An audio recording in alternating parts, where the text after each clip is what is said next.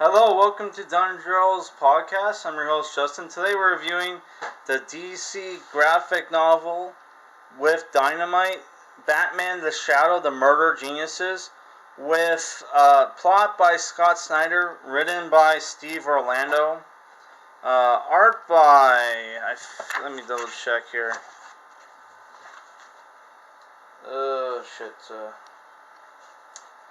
Art by Riley Rossmo.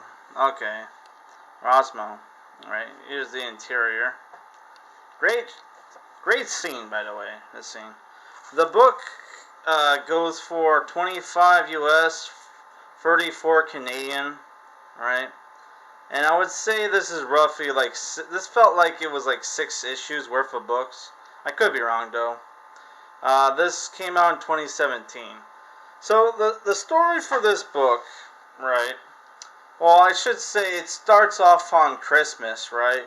Where Batman is at a charity as Bruce Wayne when a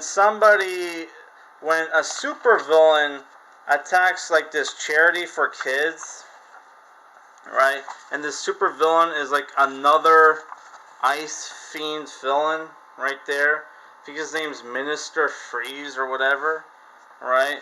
And he's there to kill, like, he's there to, was it Minister Freeze? Minister Blizzard, my bad.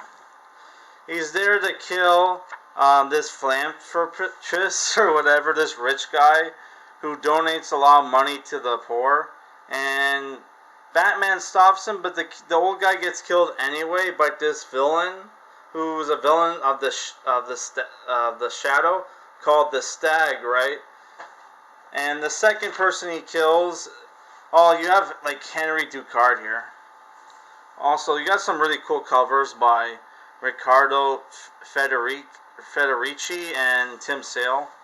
So like Henry Ducard's here, and Batman is investigating these murders where somebody's going around killing, like, you know, like Gotham's best and brightest, and Batman at first thinks it's the Shadow, and investigates the Shadow, and the Shadow claims that, you know, he was actually the person who trained Batman to become, like, you know, the superhero he is, so one day he would replace him.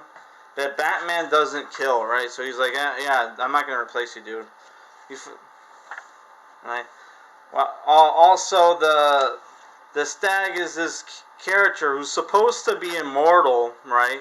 Who's going around killing the best and brightest, so he can, after he kills, like, you know, 5,000 people, he can get into Shambhala, where that's the place where the Shadow got his powers, and so he can kill everybody there because of an age-old, like, you know, not rivalry, like grudge, like ages old, like thousands of years grudge, right? So like, the Stag had trouble being Batman, so he teams up with Joker and these other supervillains, and Shadow rescues him, right? So I'm not gonna spoil the entire book, right? But yeah, I'm not a huge fan of the art. The art style kind of sucks. And they draw Batman's, like, ears too small, right? But there's some cool scenes in this book, right? So yeah, I wasn't a fan of how they handled the Shadow, which I'm not a huge fan of the Shadow, but he is a kind of cool character. And, yeah, the way they handled him, where he constantly got his ass kicked by Batman throughout the book, right? And then there's this really dumb scene where the Shadow tries to kill the Joker, right? And Batman does something does something really fucking stupid that he would never do in a million years. Sorry, my dog's barking. He jumps in the way of, like, the Shadow's gun and saves Joker, gets shot instead. Doesn't get killed, but, like, he saves Joker's life. Yeah, Batman, yeah, he would try to stop somebody from trying to kill the Joker, but I don't think he would go to the extent that he did in this book.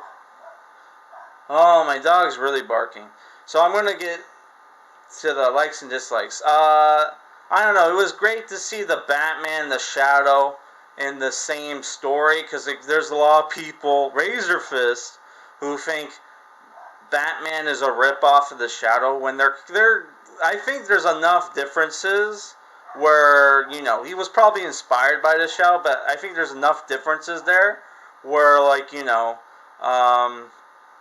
where he's he's his own character. And now the scene where I was not a fan of the plot twist with the stag, and when they go to Shambhala, you have these elder fucking gods, Cthulhu looking monsters that run the place, and it's like, what the fuck is this bullshit?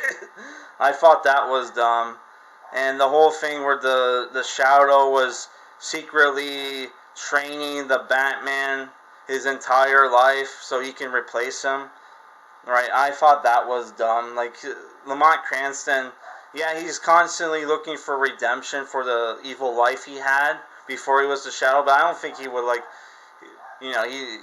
he would groom somebody to replace him one day. He would want redemption first, right? I don't know, man. I just thought that was dumb. Overall, I think there was some cool stuff in this book, and the murder mystery was cool, right? And the stag character is. When you thought he was immortal was kind of a cool character, but then the plot twist happens.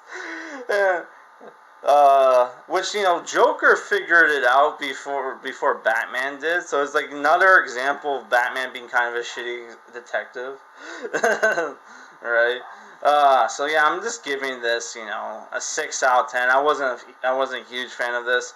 I think if you're a Shadow fan, you're definitely gonna hate this book, which is ironic because I think the Razor Fist said he loved this book because it paid a lot of homage to Shadow. When in my opinion, they make the Shadow look really bad. Batman kicks his ass several times in the book. What the fuck was he talking about? They pay homage to the Shadow, man. I don't get it.